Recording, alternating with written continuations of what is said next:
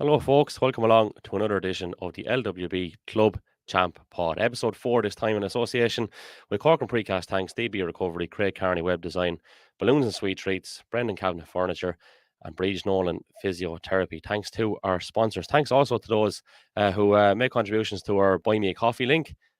We do have it in the description and it is on our link tree there as well. Not compulsory, but if you're liking what we're doing and want to show your support, you can do so for the price of a coffee. We have a good bit to go through again this week on the show. And just before we get going, that jersey up behind me, there's a few people after inquiring and making purchases. They are only 25 quid, but again, it's a way of getting our brand out there, I suppose. And there's actually one heading off to Australia and there's a few others heading to different parts of the world. So that's great to see. So if you want to get in touch with us, 25 quid is the price. And just send us a DM on Twitter, Facebook, and on Instagram. Let's get stuck into the action. Stevie Bambrick and Joe Nolan join me once again. Lads, how are you doing? Good, Kev. Joe. Well, sure. Where do we start? Is the best place to start on Saturday, where we did our impromptu commentary on St. Mullins and Bagnes, and I think it probably is because really enjoyed that game. Plenty of quality in it. I think it hit a lull for about 5 minutes, like most games do, but then it livened itself back up. And how it livened itself back up in that period from memory was hooking and blocking, which in itself is a big skill that sometimes we kind of gloss over a bit. Oh, it wasn't free flowing. But sometimes it's not free flowing because defenders are doing great work. Lads are getting back and hassling and harrying, and there's lumps knocked out one another and stuff. And I thought in general it had had real championship fever pitch to it with that bit of quality blended in, which we love to see, of course. But what did you think of it? Joe, you were on commentary alongside me. Now that you've had a few days, what's your thoughts? Yeah, I was wondering, was there a jumbo jet going by there, Kev? In Dublin Airport? I don't know, was it my one or Stevie's on? I don't see anything going past there, all right? But it's called the countryside, lads. Get on with it. Sure, look, good game. Yeah, I enjoyed it. It was a very, very good game, in fairness. Looked at one stage, I suppose that St. Mullins were going to pull away and it ebbed and flowed then. I suppose Bagnestown coming back into it. I said it, sum it up really. I said it about 5 minutes to go, or maybe even less, 3 or 4 minutes to go. Whoever lost it, or whoever, if someone didn't get something out of the game, it'd be a big blow. I think Bagnestown, lads can, and I'm not referring really to Craig's last ditch effort to get a score. At the end, he had a free. Jesus, was 100 yards out or whatever, and it just tailed wide at the end. But I think they'll be kicking themselves a little bit more. They didn't get something out of it. They had probably 2 good goal chances. I think they dropped 5, if not 6 balls short into Kevin Keogh's hand. And I think for them to be taking St. Mullins and getting that win, they needed a percentage of them to go over. I think, Stevie, you had the stats for the wides there, had you, on the day? Do you have them in front of you? Yeah, St. Mullins at 12 and Bagnestown at 4. Yeah. And 2 or 3 of the ones Bagnestown, they were sideline cuts, they were, Kevin Keogh handled them very well. But I tell you, Styler got 3 points off of Jercody. I think Jercody's marking, but Jercody done well for a couple of them to keep Styler and everyone else out, because it was balls went to a goalie like that from an angle, and the goalie's calling from it. Kevin Keogh was exceptional now. There was 6 or 7 balls dribbled came in like that, and I suppose when he got his eye in for one, he had his eye in for the rest of them, and he made a good save from, was it Paddy McDonald? Paddy McDonald second half, yeah. Yeah, Styler flicked on the ball. He flicked on the ball for the goal as well, but Kevin had his eye in then at that stage, and it was just the wides. There was eight of a difference in the wides, but if you take the 7 or 8 that went into Kevin Keogh's hands, they're worse than wides, because you can create an attack or start an attack rather than a puck out. It's the ball's gone dead, and you have some bit of a chance to readjust out the field, whereas the ball's not dead. It's there's a man gone loose, cornerback, wing back, and on you go again. I think Craig had the goal chance in the first half as well, that Kevin Keogh saved it, if I'm right, yeah. And you're probably thinking, that they needed another major to see off, to see out the game. Paddy McDonald's chance in the second half, he was after cutting in did really well. Took it, probably struck it a little bit off balance. Probably a nicer height for the keeper. I suppose looking back on it, he might like to pop it maybe low into the corner, or or bounce it in front of him or whatever. But I suppose Kevin Keogh did what he had to do. But yeah, he handled a huge amount of ball in that game. I think the big contribution, the big deciding factor in the end, and we were debating over, was the 7 or 8 points from Paddy Boland. I mean, you couldn't talk about that game and talk about his contribution. I thought he was just fantastic. Jesus, in the first half, he caught, I think whatever, he got 5 points in the first half, was it, or 4? And I think it was 5. Yeah, he got 3 in the first 6 minutes. Like, yeah, and they were brilliant. Like he made them himself. Like he caught 3 or 4 puck outs and turned and went inside and just swung them over. And there were big scores. Like he gives them a great option there in that half forward line. Like a half forward line, right? You had Jack in at centre forward, but they were keeping, Alfie was doing very well in there at centre back, I think, on him, and probably won that duel. So you were looking to other lads to step up, and especially in that platform in the half forward line. And I think he really did. Like he won, not only win his own ball, but to make those contributions was fantastic. Like he was like Johnny Glynn in his pomp before he went off playing football in New York. He holds the hurl the very same way in the whole lot. But the one he got in the second half off his left underneath the stand was absolutely brilliant. Like, and a big moment I think coming down the stretch was when he actually elected to go for a point that time instead of going for the goal, which in the end they won the game. But yeah, I think you summed it up pretty well between you lads. Bindestone had their chances to win it as well. On the merits of it, like, maybe you're looking at this thinking a draw would have been a pretty good and fair result, I should say. But look, that's but credit to Bindestone. Yeah, like credit to Bindestone too. Like they stuck in. They showed, showed what they're made of. Like but you're just thinking, when they think back on it about the chat. Like I said, not necessarily the wides. Like Stevie said, the ball's dropping short.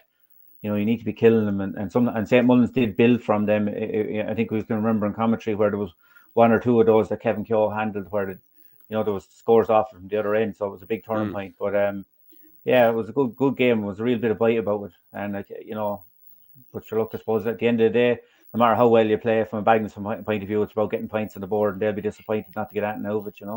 Yeah, 2 duels just to mention that I really enjoyed over the course of the game. One of them was Carl Connolly and Jake Doyle. I thought they had a right good tussle. And 2 young men. Sean Wall and Conor Keogh had a very good tussle as well.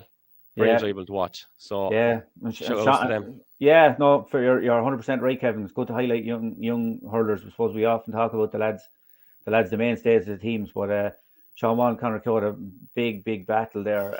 Conor Keogh took his goal really well. He didn't have many chances in the game. I think he got maybe a goal and a point from play, maybe 1-2 from play. He was on the freeze, but they were kind of a little bit hit and miss for him. But Sean Wall did very well, and and it was interesting to see how Bagnallstown went man to man. Like they had their kind of markups made before the game, and that was the way they were going to stick. You know what I mean? They had their battles kind of thought out. So it was intriguing from that point of view. And on the other end, Connolly did really well. He was captain of the under-20 team there midweek as well. He was centre back on that. And he had a great battle with Jake Doyle. I think Jake might have got a point or 2, Stevie. Got maybe a free or one. I got 2 points. Yeah, it was a good battle. 1.65 before half time on play, I think. Yeah, I think so. Yeah. So 2-12 St. Mullins, 1-14 Bindestone Gales. Let's move on to the next one, of course, which involved you two. 124 Ballinkillen, 11 points in a breed. Didn't see this, lads. I'll be straight with you. I didn't not saying I didn't see Ballinkillen win, but I didn't see that margin, to be honest. So, how did it unfold?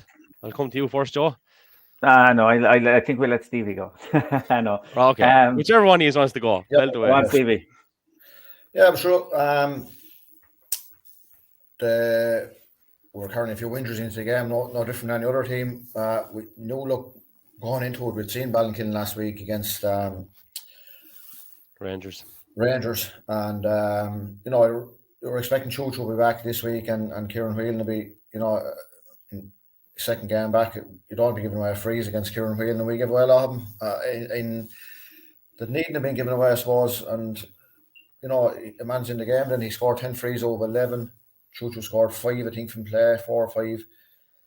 The Chuch would score 4 or 5 against anyone. No, that's not wouldn't be a big deal if it go be that way. But we just we weren't up to it on the day, and that's about the size of it.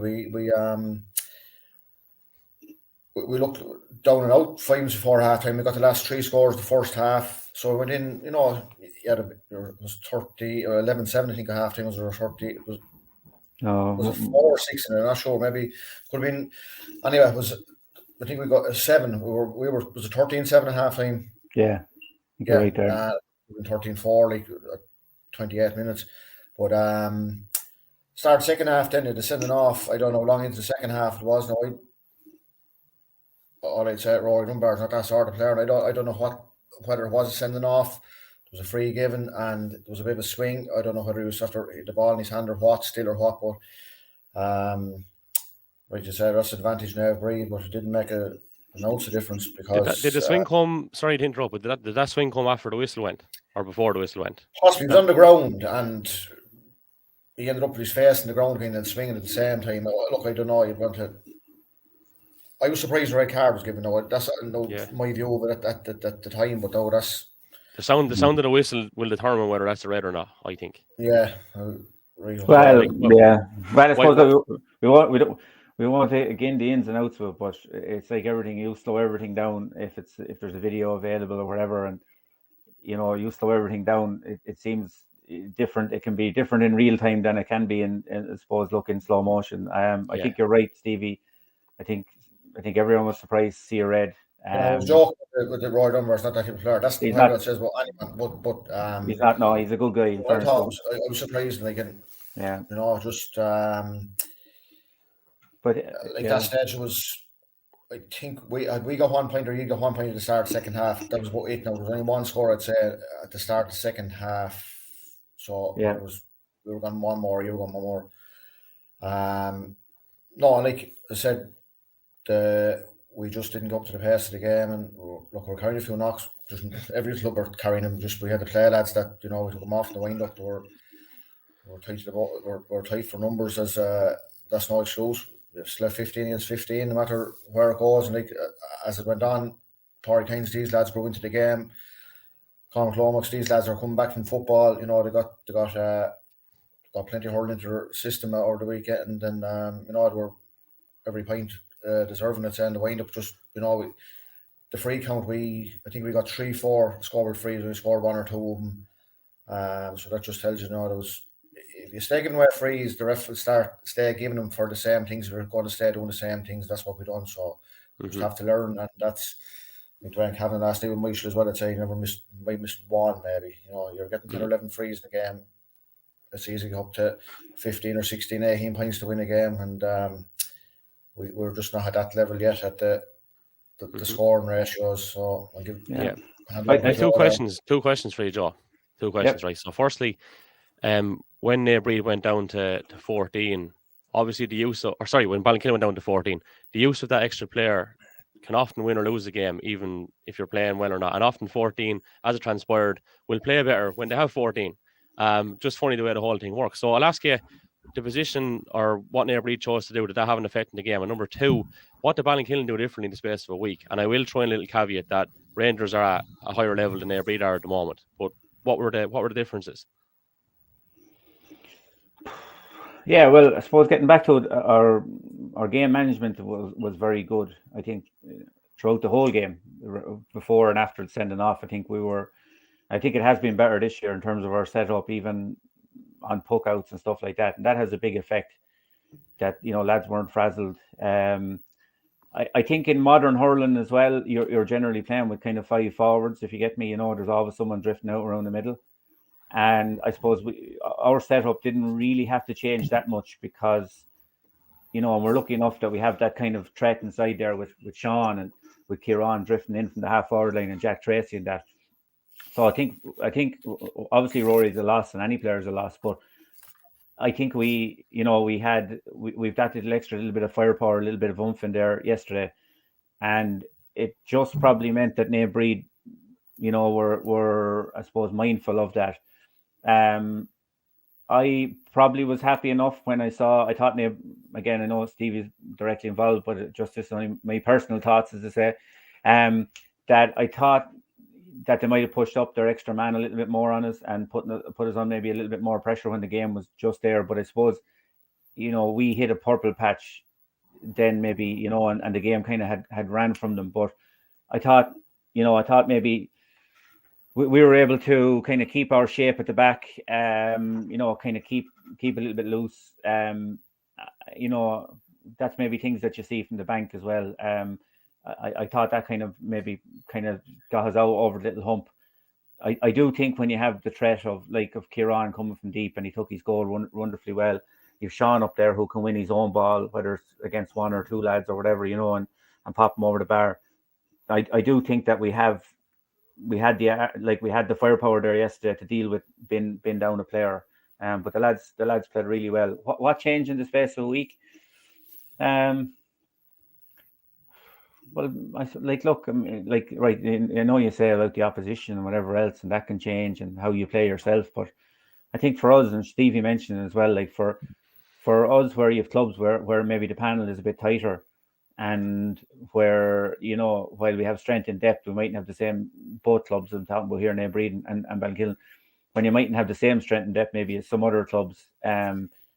Players big players need to play big games in every game for you, and having, like you said, Kieran coming in those extra few minutes in his legs, obviously missing the first day, having Sean Murphy, who didn't feature at all the last day against Rangers, and comes in and picks off 5 points. They're massive pluses for us. Do you know what I mean?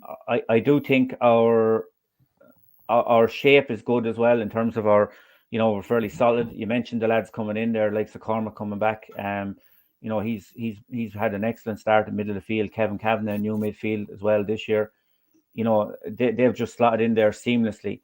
And I think the more game time we seem to get with these lads in a kind of a settled team. Our backs haven't changed. I think our backs have played nearly all. I think have played all the 180 minutes so far. I think they've more or less played all the game time so far. That kind of settled team, in fairness, is working for us. Do you know what I mean? And I do think as the games have gone, we're hurling better. It's a big thing for us. We hit whatever we hit, like 25 scores. We haven't hit that in a long, long time. We weren't going to win championship matches scoring. Well, I know we did win one when I said that, but we scored 11 scores the first game. We scored 12 or 13 against Rangers. For us to be competitive, we need to be hitting those scores. And I suppose finally our forwards kind of clicked and did it for us, Okay. Move on to yesterday evening's game then. So Munster Rangers 2-17, Naomh Eoin 14 points. Now, again, I think Declan O'Brien was sent off in the first half of this, and at one stage, Naomh Eoin were under serious pressure, and you lads were saying they got back to within 4, and then Rangers got a goal late on. Is that kind of the general gist of it, or maybe give us a bit of colour onto that then? Yeah, that's in a nutshell the goal. I think Evan Keely got the first goal after about maybe the first 10 minutes.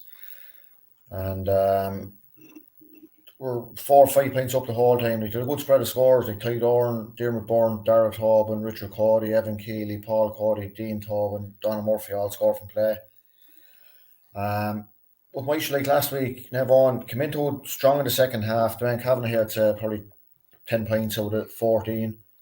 John Michael got 2 and Colin Becker 1. I think that was nearly it. But we're right back in the 4 points in it, and then the ball into the square. Ball broke down, and Donna Murphy got rip and ended up in the back of the net. And that was the end of that. But we're talking about lads. You might say I was whinging about we're tight for numbers. Like Gary Kelly was injured in the last 10 minutes, and they go up corner forward because Rangers trying to keep. They took Michael Malone off the intermediate team last night, and they didn't want to take anyone else off. So I think Gary Kelly actually came off in the last 2, 3, 4 minutes. He was up corner forward all the way, and he came off in the wind up.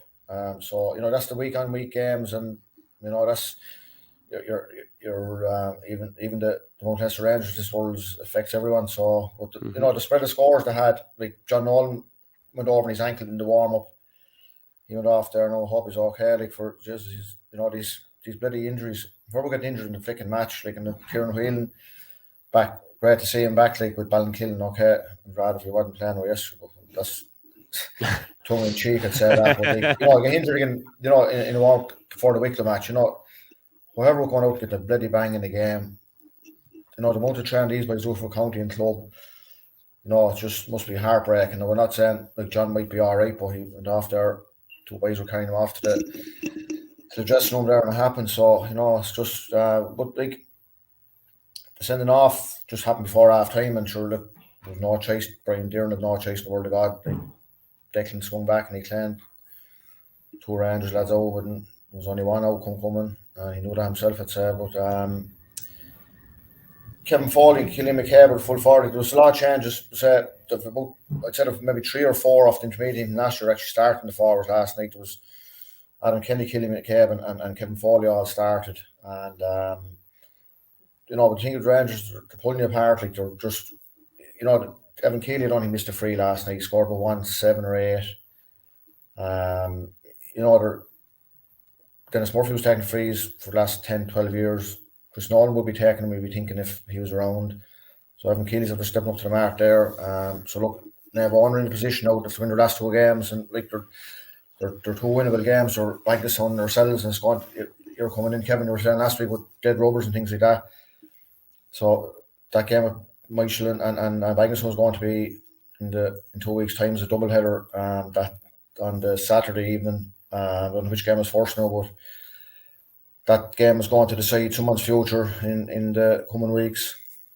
Okay, so probably a good time to do a little mid-term wrap-up, as Joe put it off here, and we'll go to the table. So in the Senior Hurling Championship, Munster Rangers, 3 wins from 3, plus 34 score difference. St. Mullins also 3 from 3, plus 29. And Ballinkillen on 4 points with a plus 8 scoring difference. Bindlestown Gales with that win over Naomh Breed has them on 2 points, and Naomh Eoin and Naomh Breed still looking to get off the mark. That's where we're at the moment. And look, we will preview the next round of games, which aren't until the weekend, the week after next. We'll do it next week probably, but we'll size up where everyone is at. I suppose we'll start with Rangers, seeing as they're top. Trucking along nicely. Huge similarities to this time last year, I think, Joe. Yeah, I think so. Yeah, they'll be happy. Stevie alluded to it there as well. I think why they'll be happier is, in one way, it's kind of when you're chasing a couple of titles, you're stretched. But I think, if you're a Rangers supporter, or and you're looking in and you're saying, take last night, no Faker, Fitzpatrick as well. I'm going down through like the list of lads that were missing was incredible. And they still, while they weren't comfortable for all of the game, in fairness, Naomh Eoin came at them, but they were comfortable for a lot of it. And, I think they'll be very happy. You can only get 3 wins from 3. They haven't had a full team yet for various reasons. Tipping away nicely. A lot of the new lads taking up key positions and stepping up. A lot of the old guns, I said it last night, standing beside Stevie, I thought Richie Cody has been really, really steady, really super this year. Last night, again, winning that 30 ball for, I won't say an older lad, he's not that old, but so I think they'll be very happy, apart from how they're hurling this year, but looking at the lads that they're bringing in and the younger lads and the positions that they're taking up and playing, I think it's been a good start from them, 100%. St. Mullins, Stevie, last weekend, no James Doyle, no Mouse, obviously. That's just 2 off the top of my head. I'd say if they were told they were going to get 3 from 3, they'd be pretty happy. They bet Naomh Breed, they bet Naomh Eoin, and they bet Bindlestown. And I suppose you could argue that maybe you'd be tipping them to win all those 3 games. But last weekend, I don't know, did one of us go with Bindlestown? I think we might have had. I can't remember no offhand, but that's where you are. I think 3 from 3, considering who they're down. There's an improvement there from last year, because I can't think at this particular stage, but I'm pretty sure in the earlier part of the championship they got a nice beating off Rangers, and they had work to do in the last 2 rounds to get through from memory. I could be getting that wrong, but they're in a good spot, aren't they? Yeah, like Paul Doyle wasn't playing the other day now. So Joe Cody's back full back. Another one. Yeah, and that's probably, they've been settled enough though. Ball and possibly not Paddy, the other lad. Oisin, I think he went off against us in the last 5 minutes, and he came on the last couple of minutes. That's about the only change I've made really in the personnel. But we're getting down to the two of them are guaranteed to throw. Like in the start of the year, you're saying, look, the two will be going through regardless. Get there by hook or by crook. Sam Mullins, you said struggled last year, because I remember that game, it was that Rangers were well up at, one stage in the back, but they'll be looking, they brought in Oisin Ryan, was probably starting a bit more last year. He's been coming in, not getting as much games this time. Eddie Dyle came in yesterday as well. James Dyle is off getting married. He's getting married, I think, Wednesday in her Instagram or Snapchat. There was a clatter of lads going into an airport anyway. So I suppose wish him well. He's married at a good stock there. Tommy Gagan used to kick football with O'Loughlin, and great soccer player. Bagnestone daughter Tommy's he's getting married, so wish him the best of luck. But so like I don't know how did they wangle that one with the fixtures that they were able to. Did he look up the county board fixtures? Did Geraldine have a hand in the? That's good planning. That's what that is now. That's quite good planning. I have to say that. No, that was in the middle of the championship to get a week of a break. Hey, Stevie, I wonder, will he have a mini moon as well, or a full moon, or what? like a certain someone else here? That's just the Jaffa cakes I'm eating. Full moon, half moon. Who knows? We're wishing the best anyway, lads. Yeah, 100%. Binders Gales, we'll come to them in a moment, but Ballinkillen on 4 points. It's not a massive surprise to see Ballinkillen on 4 points. The first game was probably 50-50, and maybe against the odds a little bit, considering personnel against Michael to win that one, and to win the other day is probably not a big surprise. So is it fair to say a par for the course, really, Joe? Like, no real great shake there, is there? Probably the week. I'd be honest with you. Probably the week of the Michael game, we probably would have been worried a little bit. Maybe just we were tight and down a good few lads. So getting that win, like score 11 points and win a championship game. I know we only conceded 7, but you wouldn't be expecting it. So I think we took that kind of as a bonus. Like, definitely, not like on any given day, if we full hand and you're going out against Michael, you give yourself a chance, obviously. But I think maybe just this year, I think we look at that as a little bit of a bonus, maybe just in the position that we were in at the time. I think we're happy with where we are. Made a lot of progress, I think, since last year, and maybe in terms of our strategy. Like I said, we seem to be kind of, lads are settling into different positions and doing fairly well. So I think we'll be fairly happy with 4 out of 6. Yeah. Mm-hmm. By the sound, probably unlucky not to be on 3 points after the other day, Stevie. And a couple of games coming up that are of huge importance there, really. A local derby in the mix there some stage too. Yeah, and you're trying to look at these games from a neutral point of view. You're going to look at them from, right, okay, we play this team next week, or they played them last week, and you have a different outlook on teams then, because you're looking at one, they're not great checks, or they're better than they thought they were, or whatever. And I'm looking at Bagnestone, they're youth, I wouldn't say fitness or speed, but they're an athletic team, I'd say, in a lot of departments more than some of the other teams. And like that game against Nevo, and that's the next round, so that's going to decide what's going to go on in the last round.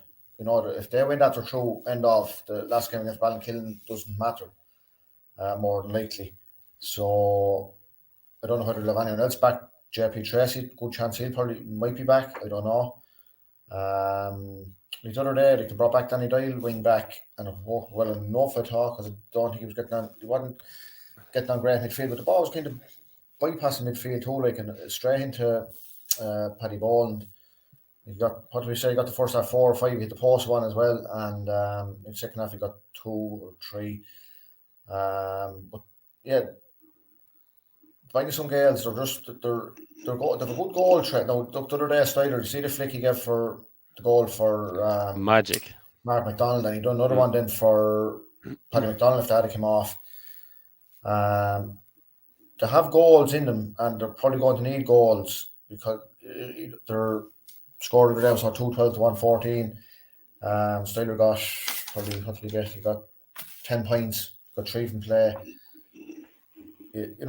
Jake Dyle probably going to be starting. He started the other day ahead of Andrew Ken, who's wearing 17. He's going to be. There's going to be competition for a place in that forward in there, because the injury list was fairly long. I think lads around the high numbers in the program there, I presume. O'Keen Dyle wasn't playing. He was lost the other day as well. You're talking about Paul Dale for St. Mullins as well. You know, if Keendale is back the next week, you know, that'll add to them. And but that's a championship. That's a knockout game now. Basically, Michael Bangson Gales, and like that was last year, the year before. Bangson always got over him in the last round. Ross Smithers kind of pulled Michael through it. So it'll be interesting to see. And you were saying, giving out last week, Kevin, some of these games they've nothing at stake. That one's going to have a lot at stake. It will, in fairness. And I suppose on the flip side, if Bangladesh win that, sure, there's nothing really to play for in the last round, is there?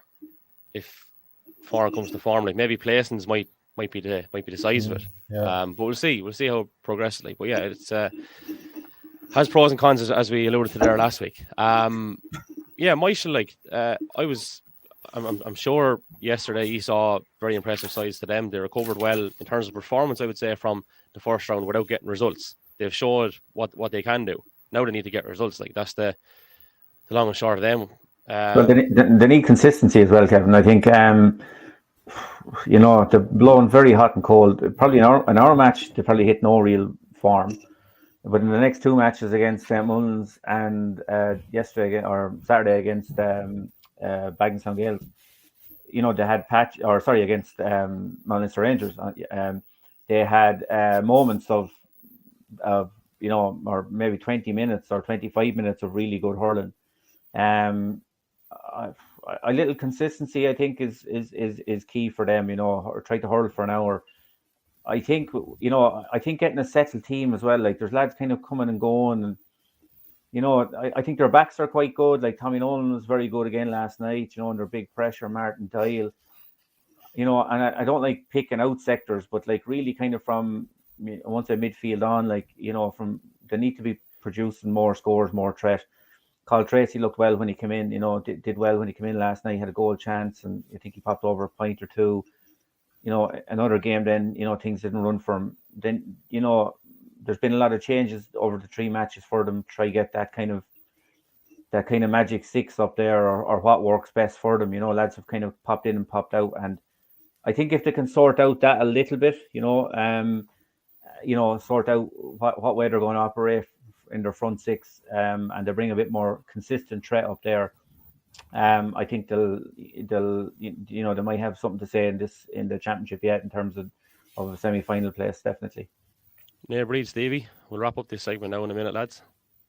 Yeah, look, I said at the start of the year we have to learn quick, and like the first game, we're improving. Up to yesterday, I wouldn't say we didn't make any improvement yesterday. I'd say, no, basically over the hour. Teams were playing improving as well, though. They're playing the same 60 minutes we're playing. So look, we'll be hoping to see out the championship, and we know this year we're going to be tough, and it is tough, and it will be tough the next two games, and we just have to go on and hopefully get a few of them lads are carrying knocks sorted out for Friday week with Munster Rangers, and just give good honest effort for the next two games is left, and that's it. That's about it. Intermediate Hurling Championship over the weekend. They've won 3-18, St. Mullins 1-18. Bit of a tanking, unfortunately, for you guys, Joe, against Rangers, 7-35-3. Yeah. Junior Championship Friday. Actually, I'm leaving out an intermediate game as well. Sorry. Bangladesh Gales 2-12, Carrowtown 12 points. And then Junior Championship, Burn Rangers 2-7, Munster Rangers 5 points. And I want to just put out the under 20 results as well. We'll do a wraparound on the whole lot of it. Bangladesh Gales 1-13. They've won 11 points. St. Mullins 4-14. Ballinkillen 14 points. The under 20B Championship, Neighbourhood 2-22. Burn Rangers 1-12. And yeah, I think that's her. So observations there, lads, on any of that? 20s, junior, intermediate? Again, we'll spend a couple of minutes on it. Well, exactly it. Go on, Stevie. You work away. Right, well, our under 20 match was against Burn Rangers. We're missing a couple there. We're missing 3 or 4 as well. So it was a good few seniors on show from our end of it, and they had lads that hopefully will play a senior at the time to come as well. Like there was 6 points into half time. Dylan Towns got a sideline call. I was actually behind him when he took it in the first half. I couldn't, the height he got on the ball, it actually was at the top of the post in the Super Bowl, and the Super Bowl posts, they're not goal game posts. It was the top of it and just inside it. And I think he hit 8 or 9 points over the hour. We kind of pulled away with the second half. We got 2 goals then. Jeremy Dillon and Fiaco Toole got a couple of goals then, just gave us a bit of breathing space. I said we were missing a couple. Larkin Doyle wasn't playing. Jack Summers wasn't playing. We were missing a couple as well in holidays as well. So good score from both sides. Like there was 10 or 12 points in the window, but the quality of scores on both sides was good now for under 20. So both teams have plenty of minors playing as well. So it's given that link between a 17-year-old going to adult hurling next year as well. It's something of a bit of a preview to the speed of it anyway, however, with the strength physically wise, but it's good that way. So that's how you see it anyway. Joe? Yeah, we played St. Mullins in the under 20 just to continue with the under 20 vein there. 14 to 14 points. St. Mullins went about 1-6 or 1-7 to a point up on us. We came back in the game, then we brought it back to I think 1-9 to 10 or 11 points, and then they hit us for kind of 3-2 or 3-3 without reply and killed us. I suppose we were minus 1 or 2 of our senior players. Well, Eric played in the goal for us. Both teams were kind of tight for numbers, to be honest with you. Conor Keogh was just excellent. No other way of putting it. I think he ended up in 3-7. He got maybe 3-3 from play. Just unmarkable on a very wet night. Touch, power, pace. Showed all his class. Carried in his form basically from senior inter-county and senior club into it. And I suppose at that level was outstanding. Carl Connolly, as you mentioned there, was very good for them as well. There was another young James Doyle as well, and another Connolly chap, I think, was the other. Were very smart as well for them. We good performers as well. Owen Whelan was very good for us. Paddy Kavanagh. You'd be expecting lads like that to stand up. Mark Dermody, actually, Ross Dermody's first cousin, was very good for us as well, middle of the field. Craig Keogh. So we had a lot of good performances. Under 20 is kind of going. It's a great competition. Find the right place for it. I suppose I know whether smaller clubs are under a bit of pressure with crossover with senior players, and we've 2 fixtures now coming up this week as well. That's the thing. The refix one is next weekend, and so the next round is next weekend again. So lads are going to have a free weekend from the adult end of it, but they're going to have 220 games in next Saturday and Wednesday going into. We're playing Friday as well. I don't know how that's going to work now because and what it puts as well, Stevie, is some lads would have planned holidays. Maybe some younger lads who are on the adult teams would have planned holidays because this is their free weekend, or planned something off. So look, it's a great competition. Where do you put it is the other thing, like in fairness to the county board, we at the hurling meeting they said the same, like where do we put it? We want to be hurling in the good weather. It's just finding the right time for it. The intermediate, look, you mentioned, look, we had a big defeat there. Look, we only had 15, including myself and another selector, Noel Cummins, in fairness, lined out as well. We said we'd rather do that than we were down a few lads between holidays again and stuff like that and work. And we said we'd always feel no matter what we entered the competition in good faith. The other teams entered their teams in as well. So fixtures had to be played, and that's the way it is. From our Mount Leinster Rangers point of view, look, I always think I come off the pitch that day and I thought 2 things. I thought what Stevie said to me about on any given day, like, you raise yourself to the standard that's there. And, the way that the intermediate team hurled from Mount Leinster Rangers at the weekend, I know, like I said, we were maybe weak, but you'd say they'd put it up to a lot of senior teams. The quality of their hurling, their stickmanship, their movement, physicality, everything was excellent. And in one way, they kind of frighten you going down there when you see that. And so many of them young lads, it's not just kind of lads, you had Eddie Cody and Willie Hickey and John Cody, all lovely stickmen, but, a lot of youth there as well doing serious damage as well. So look, it is what it is. Look, we'll plow on. We probably have, we have a couple of games to redeem ourselves and see where we go from there. But it's going to be a tough ask for us anyway.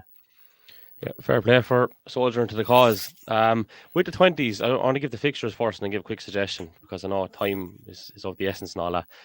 On Wednesday, Rangers and St. Mullins 7:30.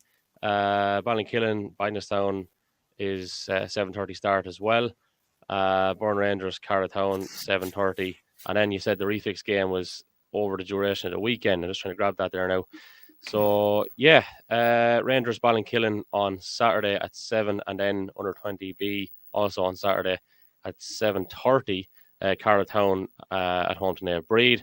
One more fixture then on Sunday Michael will have home advantage there against St. Mullins. That's how it stands. But with the 20s, without spending massive time, and I know there's a counter to this already, the championship, like, could we play off our club championship? Is there any space at all to play it off that we can formulate a county panel going into the inter-county under-20s?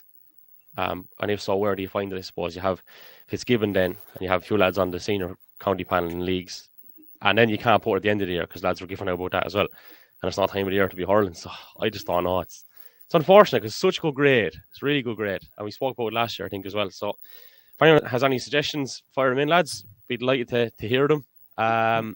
Okay, so moving on to Camogie. Steve, you were talking to Liam Doyle, I think. Carl were playing Dublin on Saturday. I think a red card might have turned this one. So maybe talk us through it. I won't say it turned it, but it was No, a big, he said it was harsh. No, yeah. He said it was the first and second one. He said very, very harsh. It was Kieran Kavanagh. They were going well the first half. They got a penalty. They got a goal in the first 2 or 3 minutes. And were on top, like, you know, and they lost by 4 points in the wind up and away. But a lot of them get the crossbar and had another chance. Saved by the goalie. So, right, they don't know what they wanted to do at the start of the year was to stay up in the intermediate, and they've done that. But like I see, the other game, Laois drew Westmeath, I think. You know, so it's quite a result score, but I'd say, look, if they can build on, you know, that they were put together there at the start of the year, the management team with Mark Ayres and whoever, McLillis, Liam Doyle, and whoever else involved, I wrote someone there, but you know, it was fair play to them. It's you might say, right, they earmarked a couple of games. The Laois and Dublin game would have been the two would be probably more likely to win, and the Laois one especially was the one that you know, given the bit of a cushion that they got to stay up. So look, they'll be hoping to build on that for next year and get more of them back in. That, you know, that they have a stronger panel. Like, we're unlucky with injuries as well. Murray O'Shea getting injured as well, like, you know, and you know, these things are going to happen no matter whether you're panel at 25 or 35. It's just, you can absorb it better if you have a stronger panel. So, you know, fair play to them. They stayed up. They know what they wanted to achieve at least. And you know, I've seen them playing a couple of times against Armagh, Dublin over there. Like, for 50 minutes of the games were very, very good. It's just, you know, they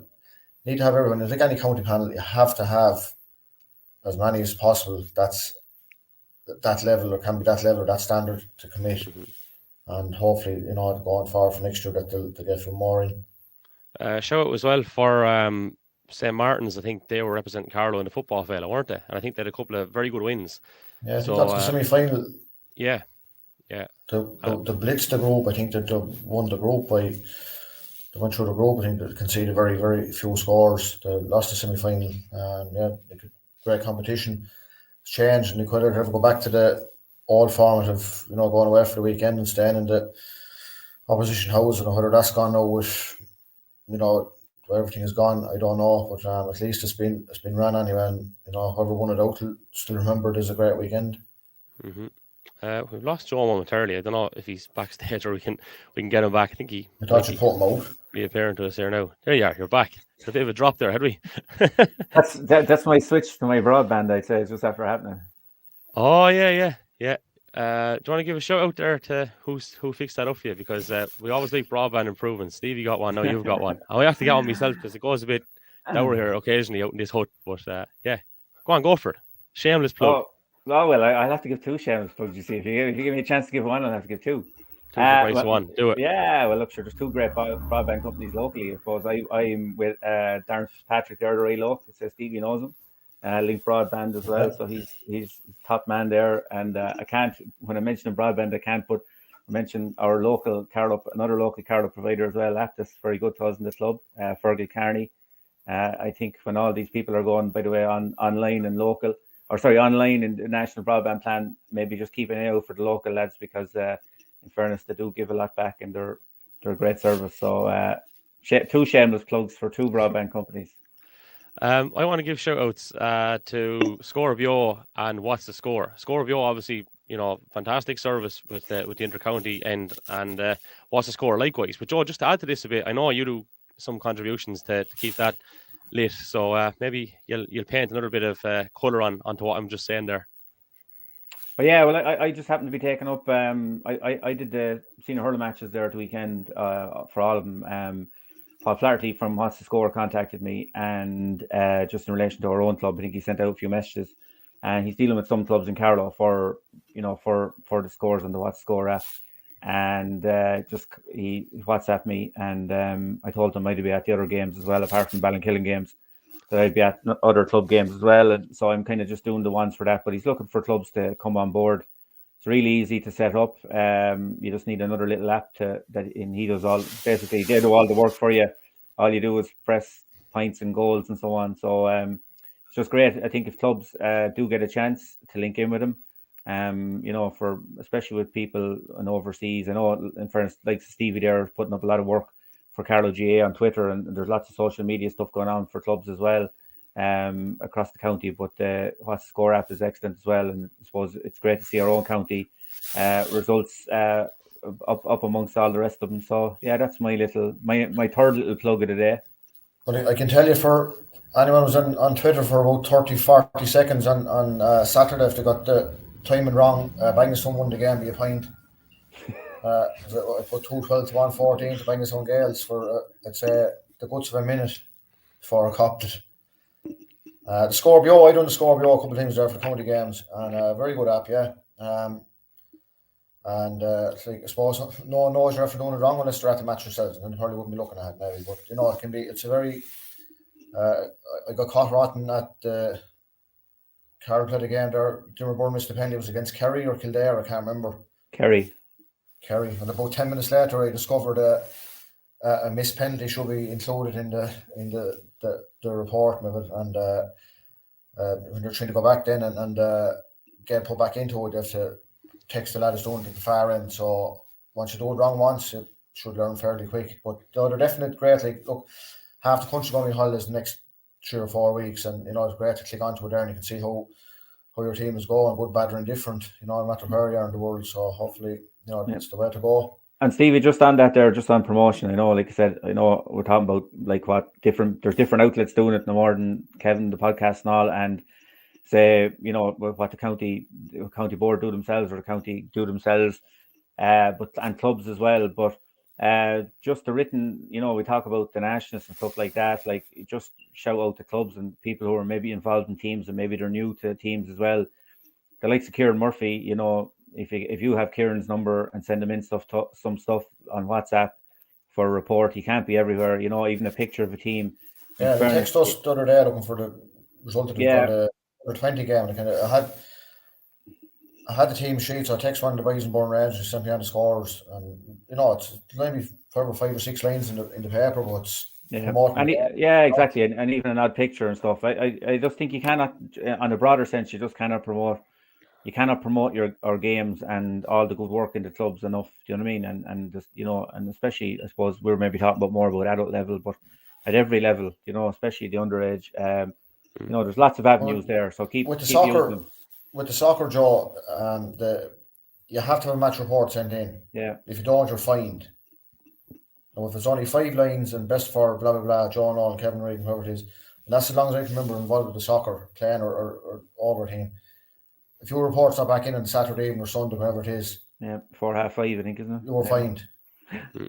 No, you don't be fined in the voluntary organisation either. That's whether that's a way of going, I don't know. But that you look at the nationals this week, over 35 games, there'll be a full page on it.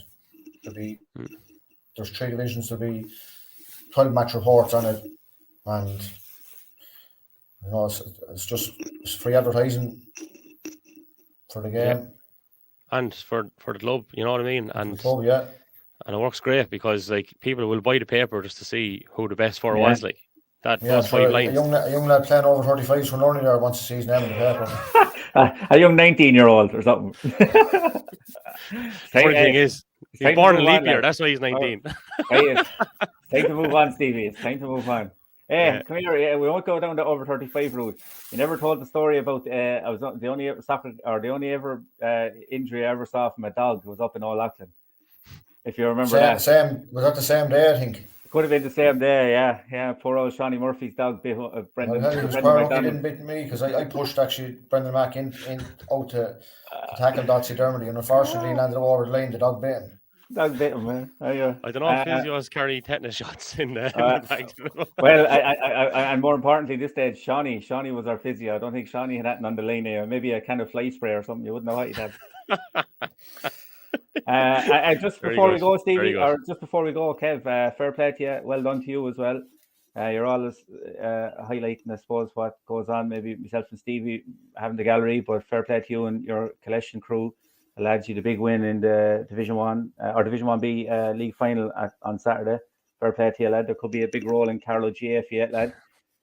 I don't know about that. Stevie is all tied up. A breakfast roll, I'd say, for Kevin. A breakfast roll, or a chicken fillet roll or something. No, thanks, lads. Appreciate it. It was one of those mad games, really. Like I never thought I'd see him tweeting leash, but anyway, we won't say about that. No, it's an absolute one.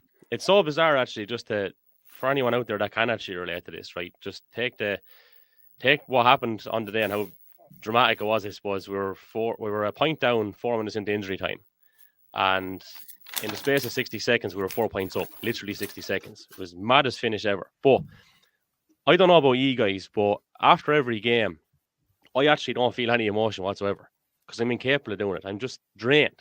Literally drained. I can't even fucking think, to be honest. Like, so lads are coming up and congratulating and everything, and it's great and it's nice and stuff, but you actually aren't taking anything in, and it takes about 2 hours for me on a personal level to just, okay, something that has happened.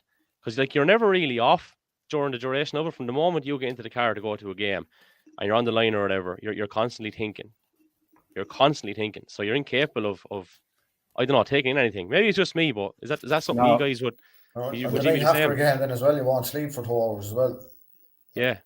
No, it's mad, but sure, like, the days when you win something, that's what it's all about. And like the winning part of it is a very, very, very small part of it, because you lose more games over your lifetime than you'll win, and finals then is another kettle of fish altogether to win any sort of a final.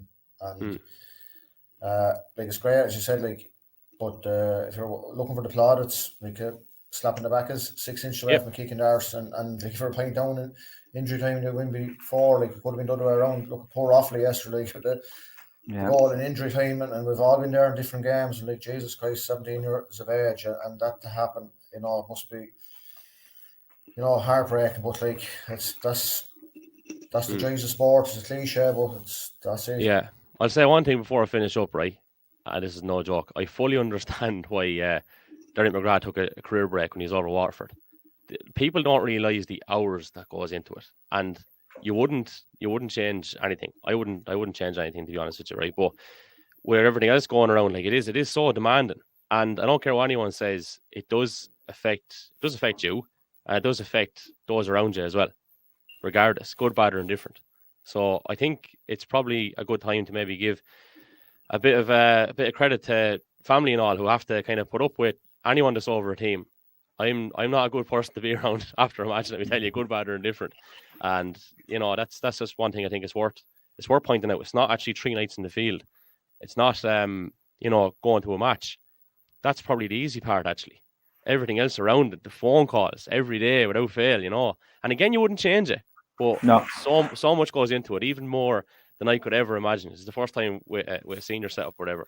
It's outrageous stuff, but that's the joys of it, lads, ain't it? Yeah, that's it, lad. Sure, that's it. So we love it. Yeah. We'll leave it there. Joe, Stevie, thanks a mil. We'll chat again next week. Yep. Mind yourselves. Oh, man. I know Take care. You're busy with different things there, Joe. We won't say what they are, so we'll let you go off and do that. Thanks, Stevie's lad. never off to you. Take it easy. There we go. I mentioned to our sponsors, Cork and Precast, thanks. Stevie Recovery, Craig Carney Web Design, Balloons and Sweet Treats, Brendan Cabinet Furniture, and Breege Nolan Physiotherapy. Give us a follow on Instagram, Twitter, and on Facebook. Subscribe on YouTube as well, if you would wish to do so. Apple and Spotify, we have a follow button there. There's 5 stars on Spotify and there's 5 stars on Apple. If you want to give us those, we'll take it as well. And thanks once again for tuning in. We're back with another edition of this next week. So stay tuned, and until next time, take care.